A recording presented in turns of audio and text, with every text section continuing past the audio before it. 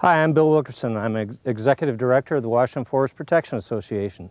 Did you know that half of the land in the state of Washington is forested? Today we're going to take you through the life of a tree, from seed to seedling to mature tree and ultimately to end product. We're going to start out by a visit to a nursery where the seed is born.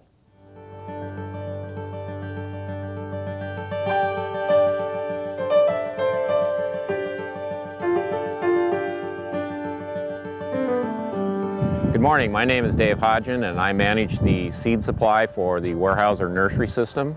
Today we're at the Rochester Seed Orchard, which is one of 4 seed orchards that Weyerhaeuser manages to supply the seed required to reforest our company lands. Weyerhaeuser, typical of the timber industry, used to collect seeds from the wild. This became an increasingly difficult process due to the expense of collecting cones in the field, as well as trees don't produce cones every year. Large economical crops only came along every 5 to 7 years, and we would have to collect heavily in those years and carry an inventory over. An orchard is just a much more manageable way to ensure ourselves a constant supply of seed for reforestation.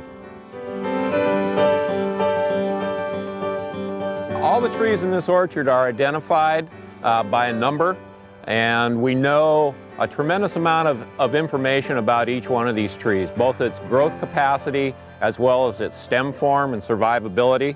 And we select trees to stimulate or to produce cones each year depending on our needs. The red flag on here indicates that this tree was stimulated this year for next year's cone production. These marks that you see are repetitive treatments on this tree to force it into producing flowers and cones. A tree that's very healthy will tend to put its energies into growth. A tree that is under some form of stress, be it a moisture stress after a droughty period or a fire has come through and damaged it, a tree that thinks it's dying will do its utmost to replace itself before it does. By putting these saw cuts into it for just a very short period of time, we put this tree under a little bit of stress so that it thinks that it needs to reproduce itself. It heals quite quickly, and over the course then of the next 18 months, it tends to put its energies towards reproducing itself by putting cones on the tree, which we will then collect and extract the seed.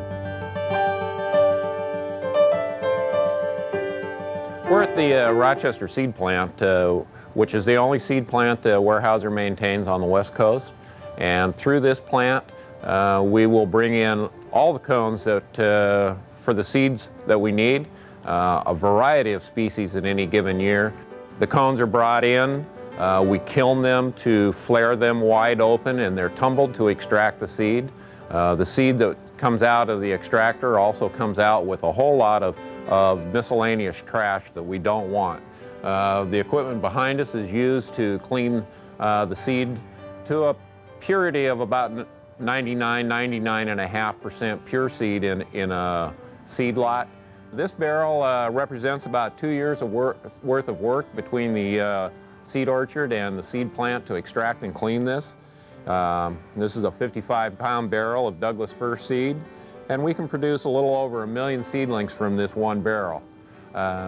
In a given year, we sow about 1,500 pounds of improved Douglas fir seed in our nursery system, and goes to generate some of the 22 to 24 million seedlings that we replant for our Western company lands in a given year.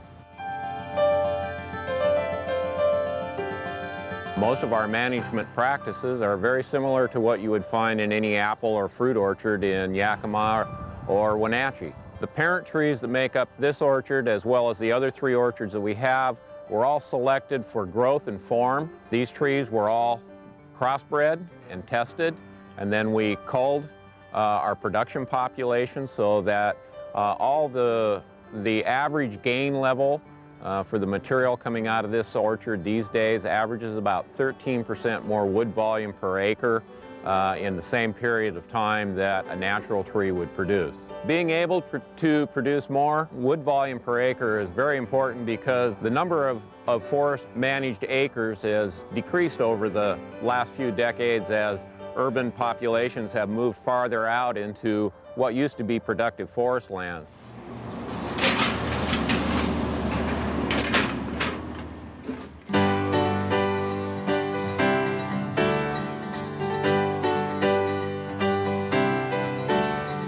My name is Mike Paff. I'm the manager of the container facility here at Rochester. Our container facility grows for two primary customers. One is for the reforestation and the other one are for seedlings for Christmas tree growers. The process starts in January and February when we seed the crop. We're basically sowing seeds into our different containers. After that is completed, basically we're growing the crop through the summer months into the fall. During the fall, we'll begin to harden the seedlings, and we do that by taking away some of their moisture, changing their fertilizer regime, and also shortening the daylight or day length that the seedling experiences. After that, the seedling begins to experience chilling, which is a process where the seedling experiences temperatures below 40 degrees Fahrenheit. After they've reached a certain amount of this chilling, then they're ready to be harvested and sent off to our customers or for storage. This is hemlock that we've just sown. It's about 1 week old. It's just beginning to germinate. You can see right here is one that still has its seed coat on, where this one has shedded and is starting to grow. This is a boom which we use for irrigating and fertilizing our seedlings. We basically program it to make a certain amount of passes over and back over the crop, and basically all we do is program it to make the passes and turn it on and let it go.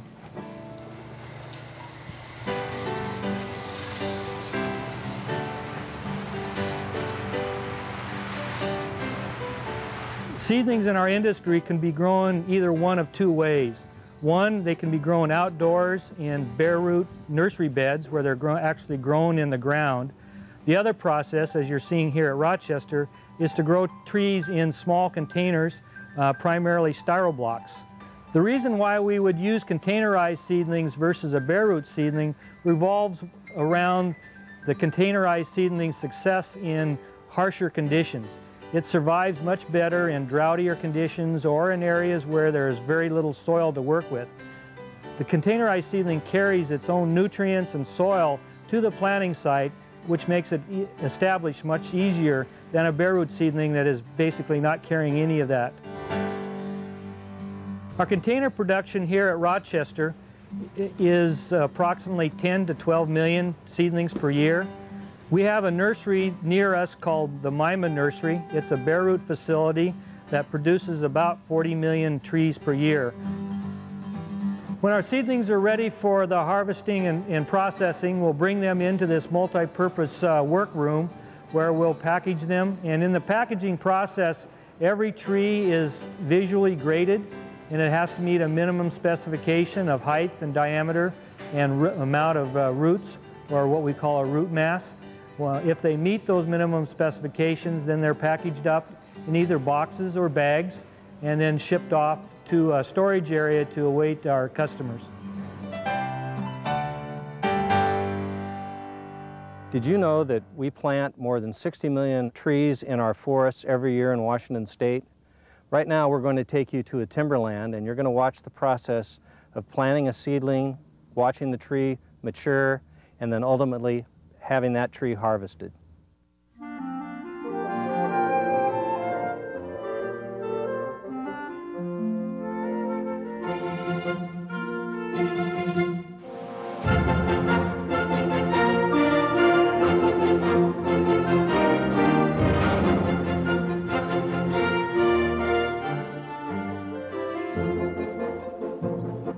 My name is Tim Truax, and I work for Port Blakely Tree Farms. It's my responsibility to take an area that's been recently harvested and reforested. This particular site was harvested approximately a year ago and planted 6 months ago. Each tree that is planted, the tree planter will scrape off limbs and duff material to get down to the bare soil. Then with a couple kicks, moving the dirt around, creating a little pocket, and they'll take this seedling of the bag that they're carrying, approximately 150 of these, and carefully guide the tree inside the hole with the roots pointing down, and then carefully place the soil back on the tree, making sure it's firm enough so that the tree will stay in the ground without animals pulling it out. Each tree planter can plant approximately 1,000 trees per day, which is about 2 acres that we plant at 500 trees per acre, or 9 by 9 spacing.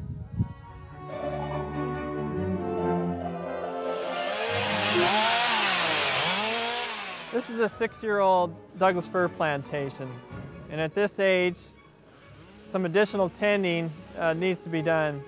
Douglas fir requires a lot of intensive management in the first 5 years. Today we are slashing out red alder, which grows very rapidly. Alder can grow approximately twice as fast as Douglas fir in the first 4 years.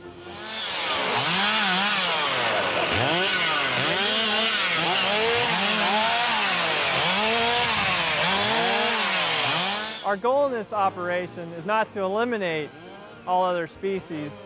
It's just to set them back enough to release the Douglas fir so it can have its full growth potential on this site. At this age of 6 years old, with this additional tending, these trees should make it till a commercial thinning at age 25.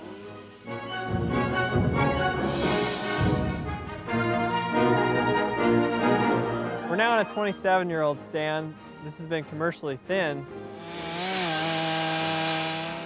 Commercial thin is a thinning where we're able to capture value out of the trees. If you look at this stump right here, you'll notice that the growth rings are very large right in this area. About 17 years to here in the last 10 years in this segment. By taking out approximately 1/3 of the trees, we're providing more sunlight to the remainder of the trees. We'll be able to increase the growth of the remaining trees. Those trees that we did take out made up approximately 1 log truck load per acre, with 2/3 of it going towards saw logs and the other 1/3 towards pulpwood.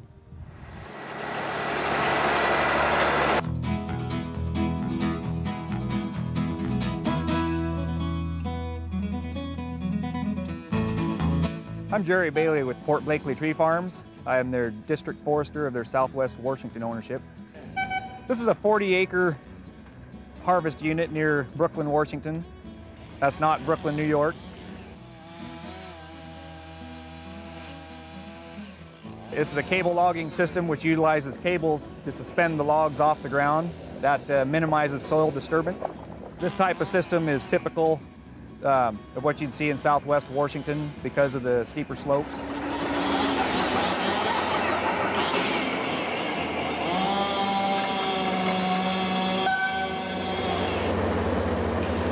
This is a mixed species harvest unit. We have predominantly hardwoods, but also some Douglas fir and western hemlock. The hardwood here is red alder. The hardwood, there's basically 2 what we'll call sorts, which means quality. The highest quality is a saw log, which will be utilized for furniture grade lumber. The lower quality alder from this sale is pulp, which is going to a chipping facility and will be used in a variety of different pulp and paper products. Both the hemlock and the Douglas fir from this sale are being sold to local mills for dimensional lumber, which would be 2x4s, 2x6s, construction type lumber. Upon completion of this harvest, this area will be replanted, and the seedlings for this operation were actually ordered 2 years ago and are at a nursery now awaiting their future home.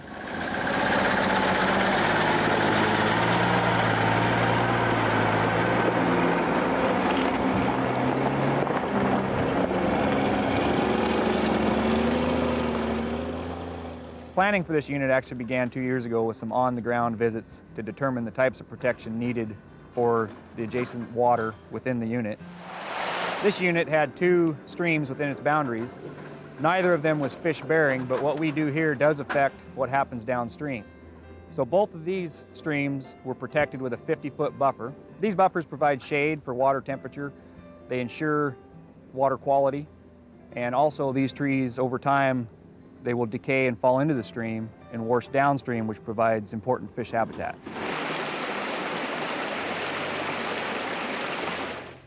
At the previous site, we saw examples of non-fish-bearing streams and the types of protection they receive. This area has an excellent example of a fish-bearing stream and the types of protection that they are receiving. There's a lot of variables that determine the exact width of the no-harvest area left around a fish-bearing stream. On average, forest landowners are leaving approximately 100 feet no-harvest area on both sides of fish-bearing streams. The no-harvest area is being left around fish-bearing streams, combined with other areas left for fish and wildlife habitat, consume approximately 20% of the forest land ownership in Washington state. This is the site that has been recently harvested. Forest land owners are required to leave 5 trees for every acre harvested. 2 of those trees can be snags, but 3 of them need to be green, live, healthy trees to provide future snags during the life of the next forest for roosting and nesting habitat. Thank you for being with us while we follow the life of a tree from a seedling to its final harvest.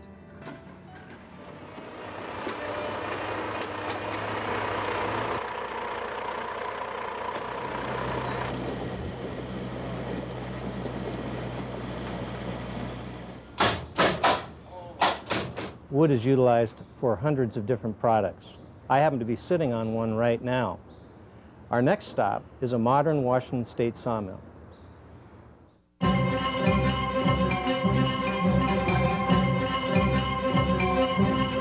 My name's Dwight McKay, and I'd like to welcome you to Simpson Timber Company Sawmill 5. It's in Shelton, Washington, and we're going to take you through a tour of a mill that will show some of the latest technology that in sawmills. And we'll see the product starting from a log all the way through to rough lumber. The process you see behind me is the start of the process for the sawmill, and the logs are actually put up on the deck. They're singulated in what we call a step feeder. By singulate, what I mean is actually separate the logs so that they can be processed one at a time through the barker. The idea behind the debarker is 2 things. One is that we need to remove the bark so we can get an accurate scanning of the log and determine the amount of fiber that's in that log. And secondly is bark is very abrasive and it'll dull our knives and dull our saws. The bark that's removed is then processed and converted into what could be beauty bark for your gardens, or we sell it to power plants, which will actually generate electricity.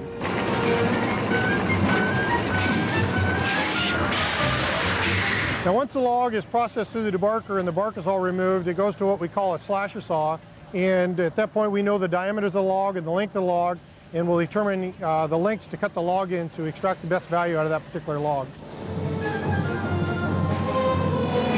Right now we're located in what we call the twin band. It's our primary breakdown machine. It's where we start actually taking the log and breaking it down into lumber. We're in the computer room here, and as you look around you'll see that a lot of people wouldn't expect the technology to be in a sawmill like it is now, but we, to stay competitive with all the other sawmills, is we have to use the latest technology in scanning and breaking down the log. My name is Charles Fernyhough. I am the electrical system supervisor out at Mill 5. Computers have really become a major part of the sawmill industry. This is a computer representation of the primary breakdown machine that you're seeing outside. This allows us to make changes to the machine in the way that it works physically, such as make changes to the sizes of the boards that are cut off, or change the timing between different things that must occur. This allows us to tune the machine while it's actually in operation. This computer is the computer that interfaces with the scanning system. The scanning system takes a 3-dimensional picture of every log. As you can see on the screen, it gives us real-time pictures of how every log looks. We can look at these pictures from all angles, and of course, every log is different. So consequently, when each log is looked at, the machine must be set up differently for every log. These machines then turn the log in such ways and orientations to get the most recovery out of it And in fact, there are machines here that actually cut the log on a curve, so that the curve may follow the curve of the log itself. And no, that doesn't make a curved board, it actually makes a straight one, because it follows the grain of the piece, and when it comes out of the machine, it's flat. This is the actual real-time optimization computer. This is the one that's hooked to all the laser scanners and that actually does the calculations that determine how things are going to be cut. Now, it may look small, but in fact, these processors that are in here are of the same family that actually run the space shuttle.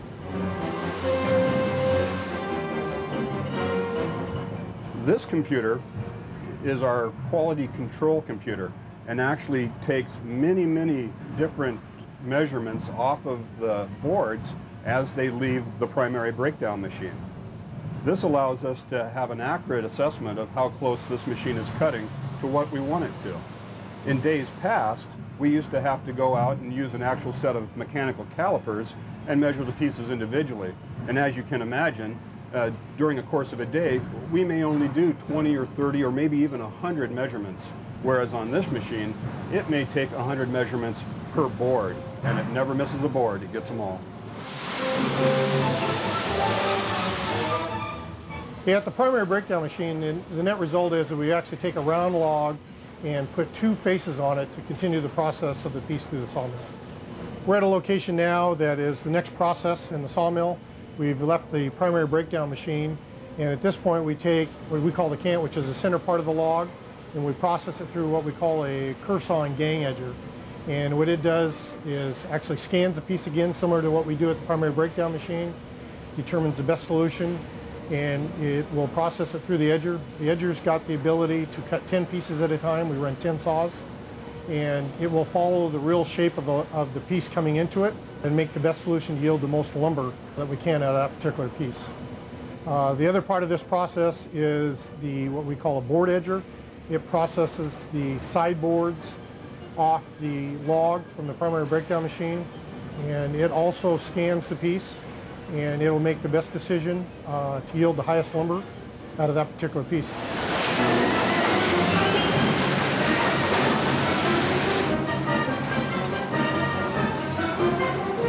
The building behind me actually houses what we call a lumber sorter, and it actually sorts the lumber by width and length. And at that point, we run the load through a stacker and process the lumber, getting it prepared to send downtown. That's the end of the journey for the lumber through the sawmill, and it's what we call the rough process. We ship our lumber by rail cars to another location in Shelton where it's actually dried and planed, and then it's shipped from that point to the customers. I want to thank you for joining us at Simpson Timber Company's Mill Number 5, and I hope you enjoyed your tour.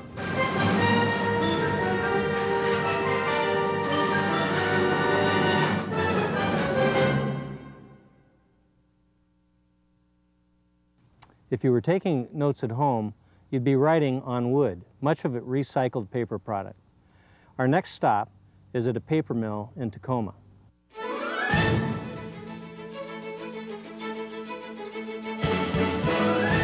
Hi, I'm Bev Holland with Simpson Tacoma Craft Company.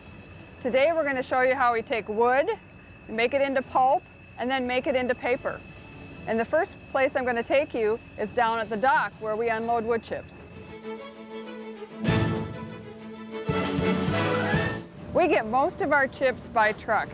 The rest of them come by barge. We get about 150 trucks here every day, 24 hours a day.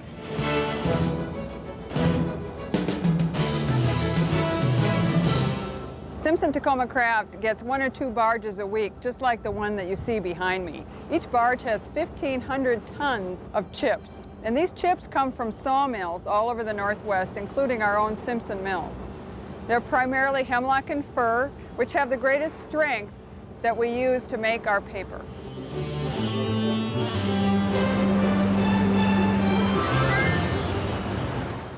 Right now we're in the recycling plant at the mill, and what you see behind me is a conveyor belt. All of the old corrugated container board that comes into the mill goes up that ramp and into its own pulper. About 35% of our paper is from recycled fiber. Old container board is recycled up to 7 times before it loses its strength.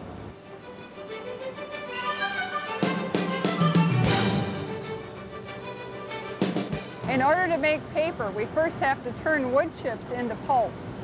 And what you see behind me is a large digester that begins that process.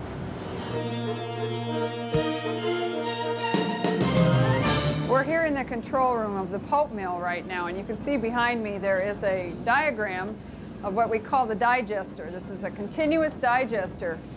The chips come in from the holding silo.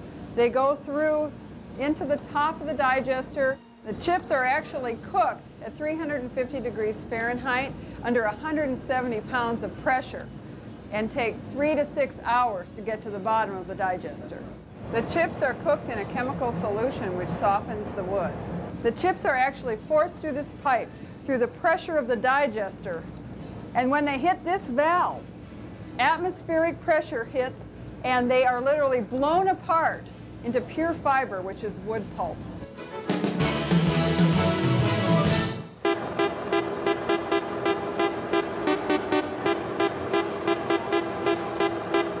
After the chips are exploded in the digester, they come here to our washing facility.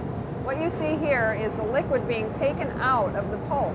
And in the liquid is the cooking chemical as well as the glue which holds the wood together. And this glue is called lignin. It's not needed in the paper, but we use it again as fuel in our mill. We also recover the cooking chemical to be used again in the pulping process. This is what a piece of pulp looks like when it comes out of this washing.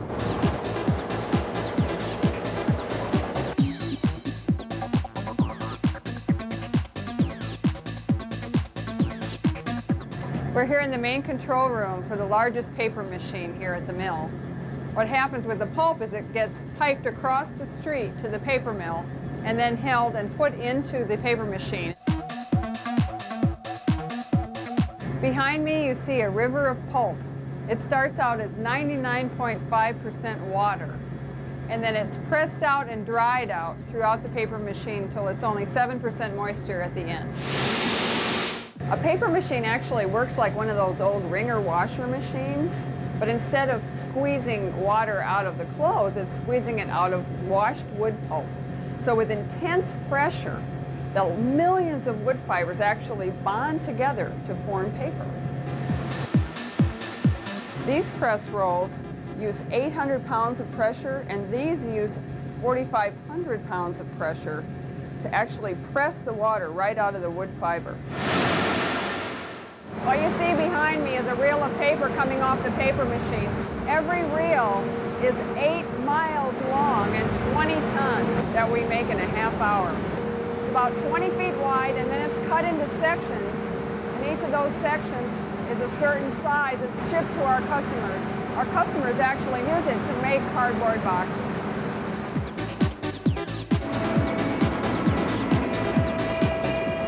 Well, I hope you enjoyed our tour of Simpson-Tacoma Craft Paper Mill today. You know, these days the whole tree is used. And the part that we use at the paper mill is the chips that are left over from the sawmill process. Those chips actually end up in paper that makes pizza boxes and fruit and vegetable boxes that you get from the grocery store every day.